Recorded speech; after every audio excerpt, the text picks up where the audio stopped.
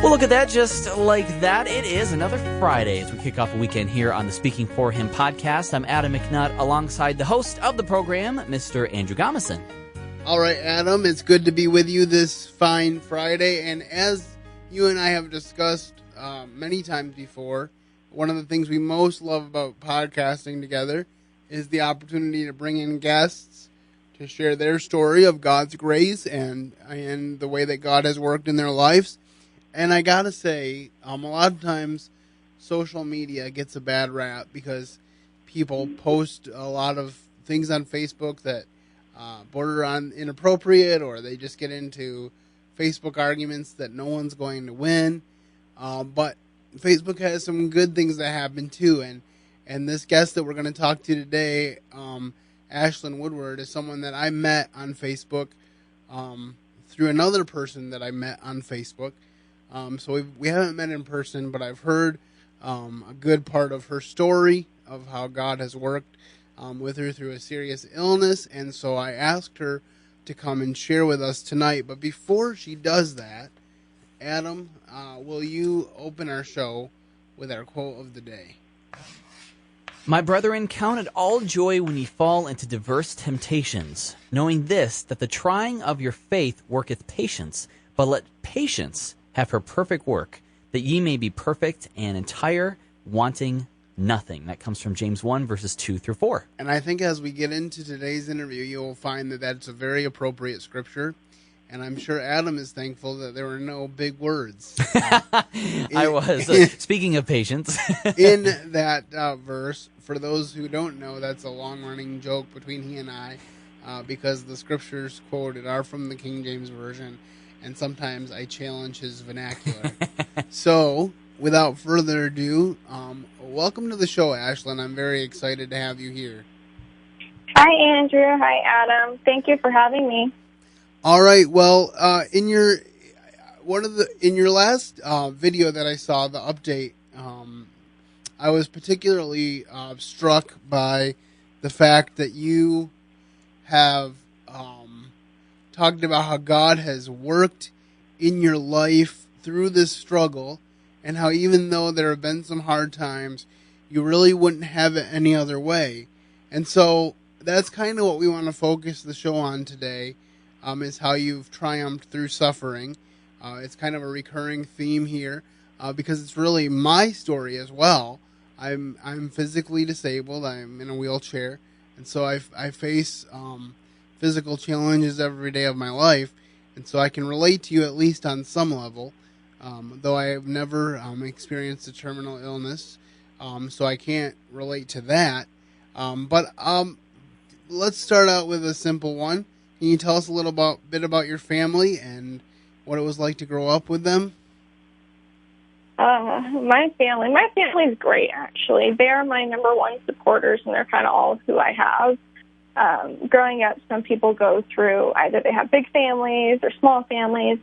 My family is relatively small, so it's just my parents, my mother's parents, my dad's mom, and then my two siblings, of course.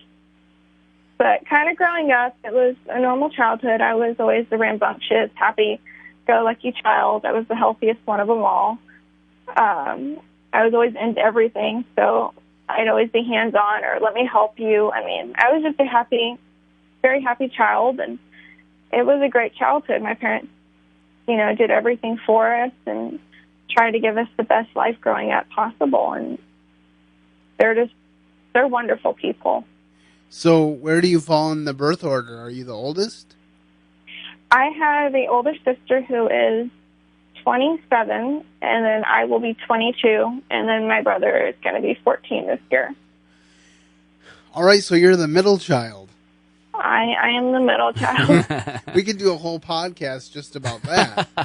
Adam and I are both the oldest, so we can't relate to that, but I can tell you that I am the oldest of 12 children, and my middle sister, because I have three sisters, definitely knows what it's like to feel like the middle child, even though she's, the 10th out of 11. So yeah, my parents do a really good job on keep everybody happy, and they always try to be equal with us all, but they understand our personalities because we're all very different. Yeah, my parents have really done well with that as well. They understand well the concept that love multiplies, so that's great. In your video that I saw recently, you talked a lot about how your relationship with God has been challenged and changed and grown through this experience. So can you talk about your personal relationship with God? Kind of how did that begin, and how has it grown through the years? I was actually born and raised in UTC. I'm Pentecostal is what the category would be under. But I was born and raised in church all 21 years. But, being raised in church,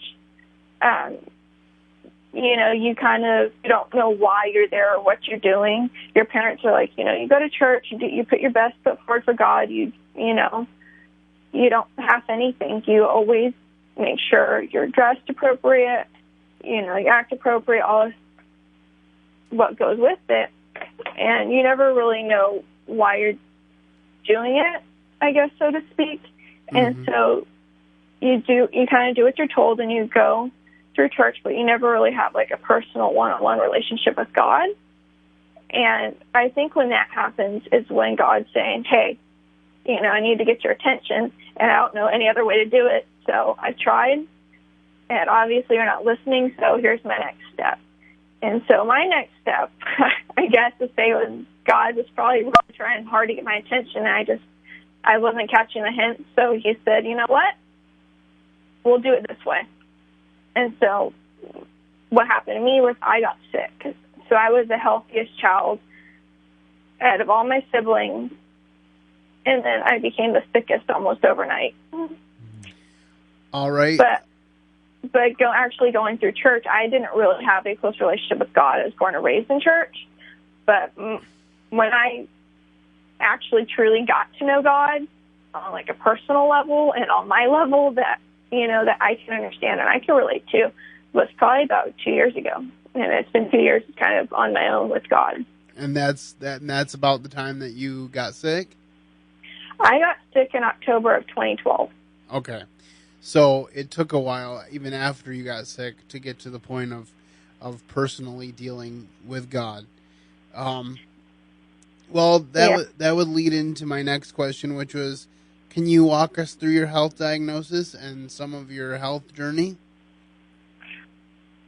Well, it all started back in 2012. I got my usual once a year really bad cold and infection, and so I got it in October.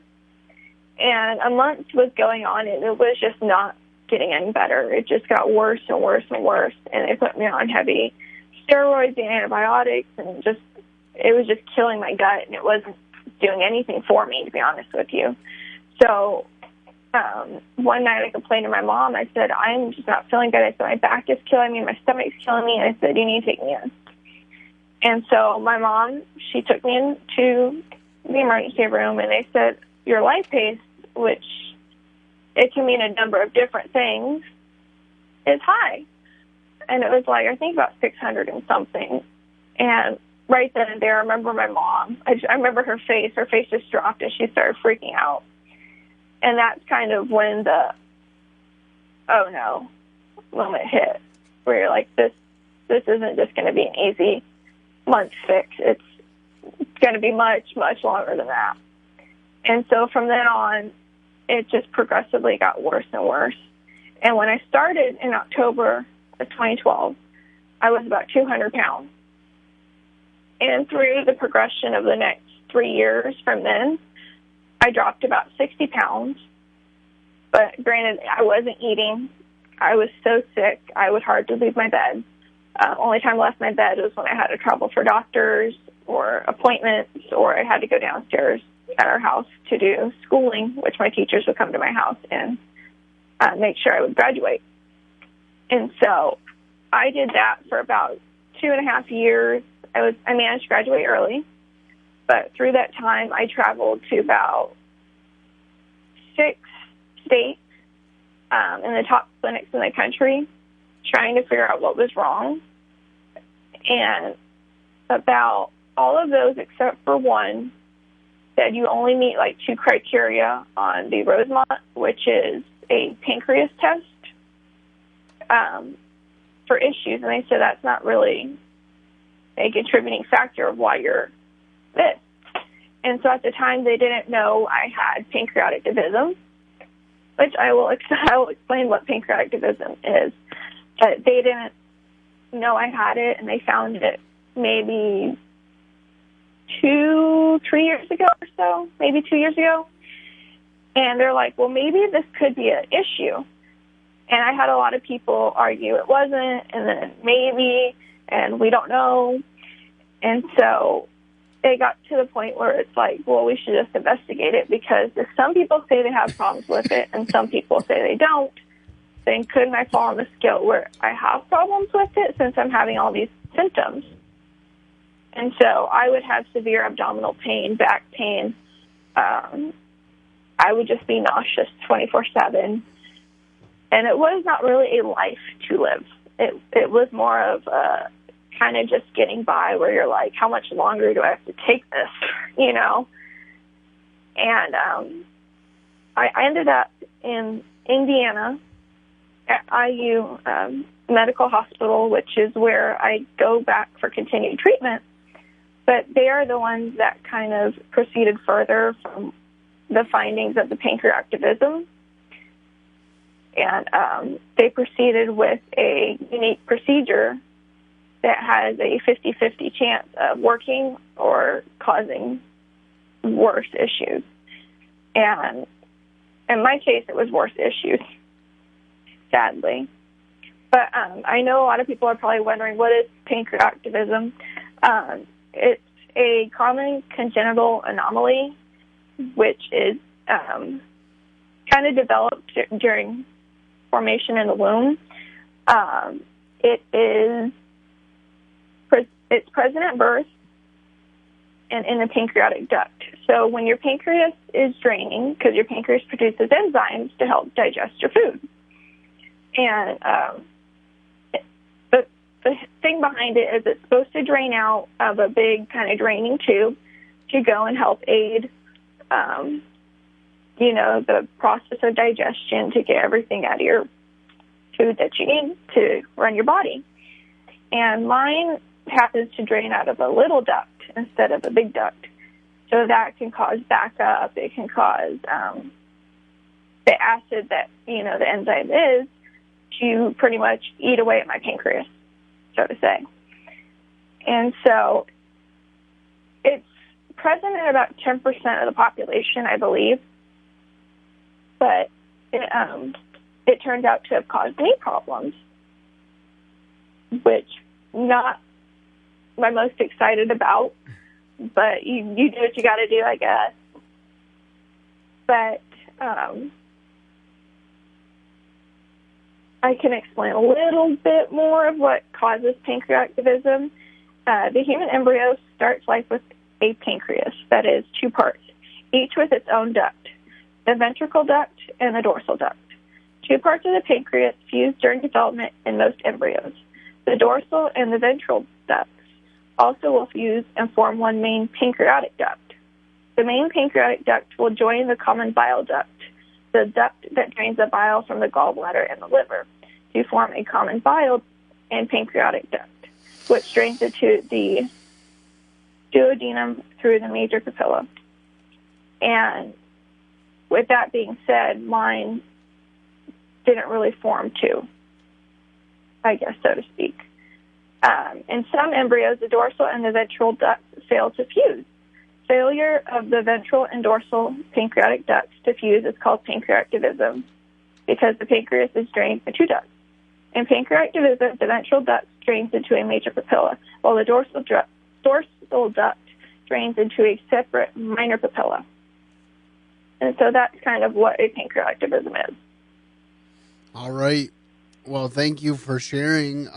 That's a lot of information, but I hope that this can be an encouragement to others who may be going through similar things, and I'm glad that you finally figured out what was wrong, because that can be part of the biggest struggle when you get sick, if you're going to doctor after doctor and you're not getting any answers, because unless you know what's going on, you don't know how to treat it. So I'm glad you got to the point where you figured it out.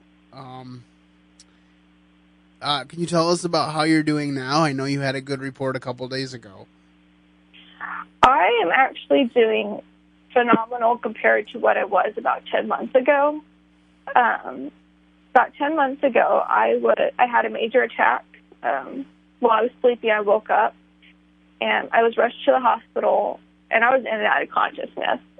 And then I was air vac'd from San Antonio to Indianapolis Hospital, where I had my procedure that caused complications, which is called an ERCP.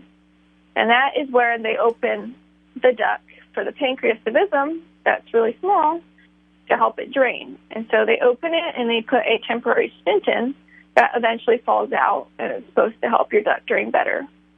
Well, my procedure I had in June, it did not have that effect. Mine caused major complications. I had to get a blood transfusion. I was on around-the-clock pain pumps. I mean, everything you could think could go wrong went wrong. And so I was dealing with that, and I managed to recover enough to where I got to fly home on my 21st birthday. And from then on, I was doing okay. And about 6 days after my sister's birthday in August, so August 16th is when I had my major attack. And they think that it was caused because of not putting a feeding tube in to let my pancreas rest completely. But then when you ask them, they're like, well, we don't know. So I have had about 3 feeding tubes. I've had about 9 relapses. And I've been on high doses of opioids and narcotics. And so I've had several months of hospitalizations. So it's just been back to back to back to back. And it was nonstop kind of assault on my body. And not just your body, but your soul, too. And you're just kind of like, I'm just tired. And so that my life was that for about 9 to 10 months of just being in and out of the hospital, temporarily relocating, trying to get better and get treatment. And it was not a very happy time, I will say. But I don't really recall a lot of it because of how medicated they kept me to keep me kind of comfortable. Well, I gotta say, this really puts life into perspective. Next time I'm struggling with my daily pains and not wanting to get out of bed in the morning to go to work, I will probably remember your story and not feel quite so overwhelmed. It's an eye-opening account, and I really appreciate you being open and honest with us. And I know a few months back when I first approached you with the idea of being on the podcast, you were still kind of on the mend, trying to get to the place where you could do something like this. And so I really am thankful to God that you are here on the show, and I've been grateful that we've been able to connect and that we're getting to know one another. It's meant a lot to me, and so thank you very much. Adam, you've been... Thank you. No problem. Adam, you've been sitting here listening to this story and taking it all in. What is there anything that you have to say or to ask, Ashlyn? Well, that's definitely step one. I've just kind of been wrapping my mind around all that. You know, I got a headache a couple days ago, and it was the end of the world. So after hearing this, wow, you're a strong person. Through that, what would you say, Ashlyn, is like the biggest lesson you've learned through the past 5 years of going through this? I learned it took a lot for me to kind of get to where I am, to where my thinking is a little bit different than everybody else's. But through this whole process, I've always tried to keep an uphill spirit, to be like, you know what? It's only temporary. That's what I say to everything. You can ask anybody who meets me. I'm like, it's just temporary. It's not permanent. Nothing is permanent. Like, looks aren't permanent. Your situation's not permanent. Being sick is not permanent. It's only if you make it permanent. But it's not permanent. I've been so blessed throughout this whole process, and I've been the happiest I could be considering my circumstances, but I don't want to look back on my life and go, man, I wish I wasn't, that way when I was dealing with this. I wish I would have done it differently. So with me being able to be so upbeat and so happy and so positive, considering my circumstances, it's helped me, but I've also been able to help other people who have kind of watched me go through what I've gone through. And I didn't want to kind of share my story with people, and I kept it quiet for like 4 years. I kept my battle and my illness quiet from everybody else from outside the world. It was just my family that kind of knew. And with kind of the last 10 months happening to me, it's kind of pushed me out of my shell, and I've been able to meet such amazing people, Andrew included, and God's blessed me so much, and I'm just so blessed, and I can't really complain just because I was sick. Yes, my situation was bad, but it always could be worse. And so that's what kept me going was, you know what, it's bad, but it could be worse. And you know what, I'm doing pretty well right now, so we're just going to keep going, keep fighting, and see where God takes me. If he's ready for me, then you know what, I'll go. Until then, I'm not going to stop fighting. That's really the way I have come to approach life as well. I've had people tell me, well, if you had enough faith, you could get out of your wheelchair. And the thing that I always tell people is God has given me a platform through this wheelchair to minister to him, or minister for him. And if it becomes an impediment to that, and he chooses to heal me, then great. But until that time, I will say, with all my heart, his grace is sufficient for me. For his strength is made perfect in my weakness. And that's really been my testimony, and that's, really been something that I've tried to convey through the Speaking for Him podcast, especially over the last couple months as I've opened up a little bit more of my life and talked about my personal journey with my disability on the show, something I hadn't really thought of doing, because the focus of Speaking for Him is not necessarily my triumph over my disability, but it definitely is something that I can share and hopefully encourage a lot of other people. So I really appreciate the opportunity to have this avenue. And like I said, I like to share other people's stories. So I'm grateful that you took the time to share with us. So how can we pray specifically for you at this juncture? I pray that God keeps blessing me and opening doors to where I'm able to bless and help other people, because through my whole process, it's kind of helped me, guide me where I need to go with my life and my future. And my heart's with people. I love people, and I want to see them get their miracles and them get healed and then be blessed and prosper, because that's what God's done to me. And he still works miracles, even though some people go, no, he doesn't. I am living proof. I mean, I have a miracle story of my own, that I was laying in a hospital. I was laying on the operating table, and the procedure I had, same procedure I had in June, I wigged out on the table. I had a massive panic attack while they were putting me under.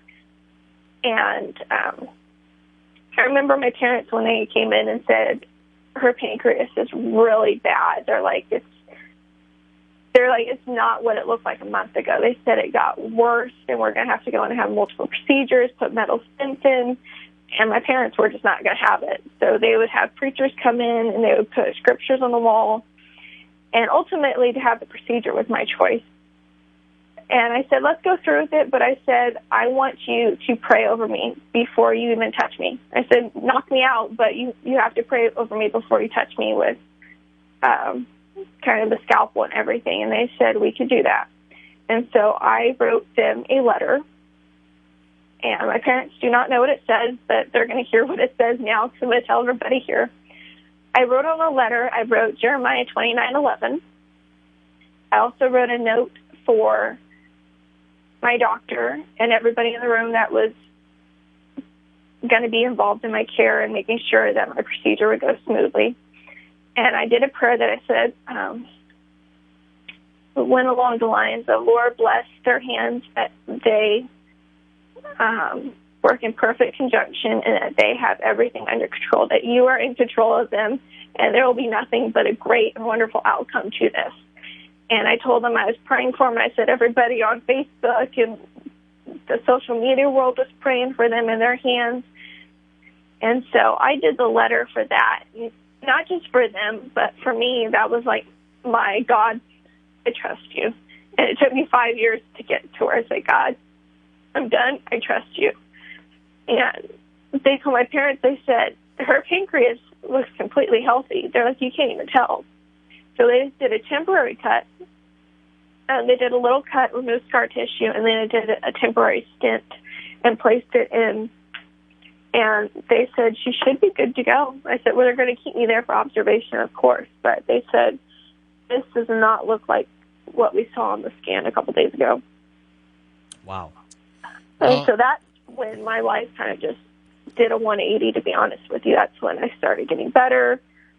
I did have a minor attack while I was there just because the pancreas is such a touchy organ. But from then on out is when I just started making strides and recovering like crazy. And so that was my miracle moment. And I can attest that God does miracles. I've seen it. I've lived it. And I'm a firm believer in that. I don't believe in instantaneous miracles because if we were to get those, you would lose them just as fast as you got them. God puts you through a situation for a reason. It's a lesson to be learned, but it's also to show you it's going to be okay. He's got it. You just have to have faith and you have to trust, even though it's so hard. But it's all worth it. Well, I've definitely seen some miracles, and even recently, a miracle in the life of a friend of mine, and I won't go into detail here because I don't have permission to share it. But I just know that short of a miracle, she wouldn't still be in my life, and I'm very grateful that God is a miracle-working God. And I think the hard part for us is that we do have to be willing to accept whatever answer he gives. You know, part of my testimony is the fact that when I came to know Christ as a young boy, I didn't wake up the next day and with the ability to walk and the ability to get out of my wheelchair. I still had to live with a wheelchair as a daily reality. And it took me 9 years to figure out that it was a daily reminder of my dependence on God, not a burden that he was just asking me to carry for no reason. So that's something that really speaks to me. But I'm definitely thankful for God's working of miracles, and you know, I'm thankful that the way that he threads people together, and the fact that we were able to connect, and I've been very encouraged by you over the last week or so, especially. So I want to thank you again for that. Do you have any goals going forward for the future? Any more specific goals? I know you talked a little bit in general terms. Oh man, I have a giant list. I felt like, 5 years of my life would come to a halt. So I have a giant bucket list I would love to complete.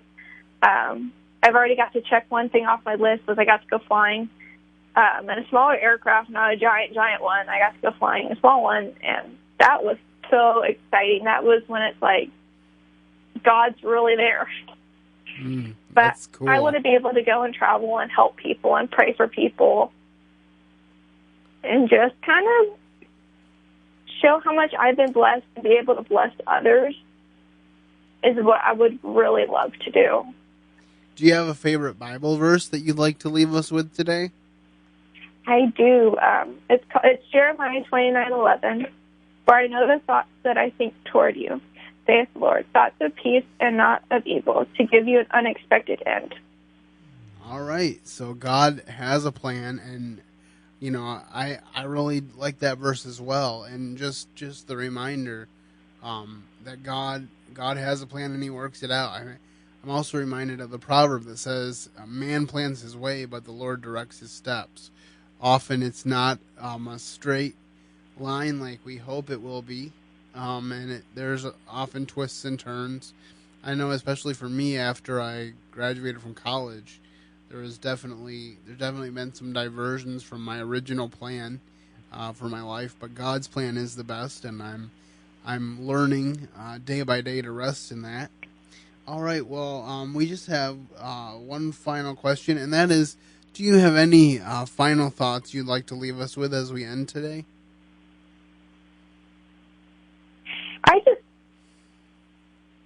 No matter what your situation is, no matter what you're going through, whether it's big or small, everybody goes through something in their life, whether it's young or old.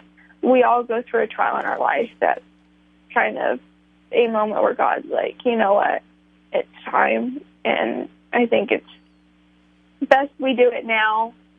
But there's no perfect timing for things. I mean, when I got sick, I was like, this is so inconvenient. But there's never perfect timing for anything. I mean, you learn through this whole process, you know, you're like, I'll just go with what's thrown at me, and I'll take it with the greatest salt I can, and just keep going. You can't back down. You can't quit fighting, even though it seems like it's horrible right now, or you're stressed out, or you're just like, I can't anymore. I'm done. There's an end to it. You just have to keep fighting and keep pushing and be happy. I know it's hard to be happy in considering some circumstances, but it will help you so much just by looking at the brighter side of things rather than the most depressing, most gloomy side, because it doesn't get you anywhere. I mean, it just kind of makes it matters worse. So always try to look at the bright side of things. Always be blessed, because God's blessing you whether you know it, you see it.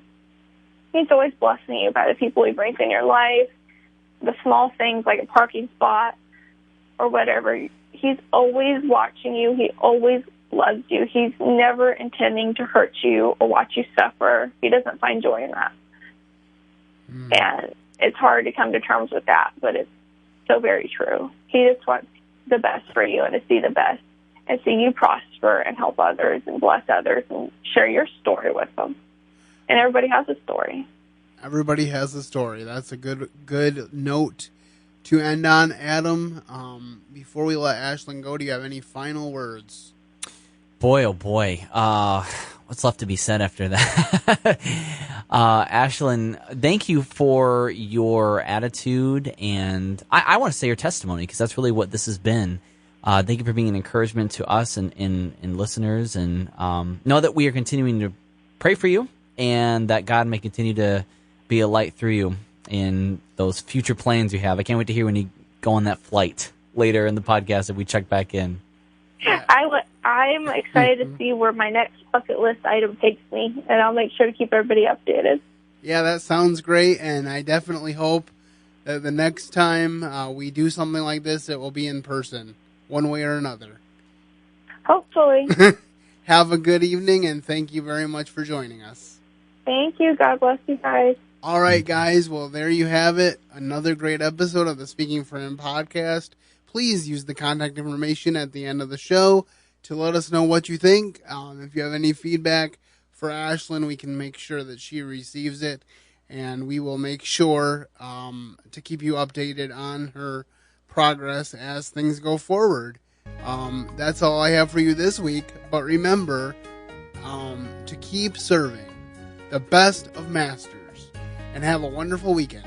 Thank you for listening to today's episode. Your host has been Andrew Gomison, founder of Speaking for Him, alongside his co-host and executive producer, Adam McNutt. For more information on today's show and to leave us comments and voicemails, visit speakingforhim.blogspot.com. You can find Andrew's ministry at speakingforhim.com. That's speaking, the number 4, HIM. You can also interact with us at facebook.com/speakingforhim and on Twitter @SpeakingForHim. And when you look for us on iTunes and Stitcher, let us know what you think of the podcast by leaving a rating and review.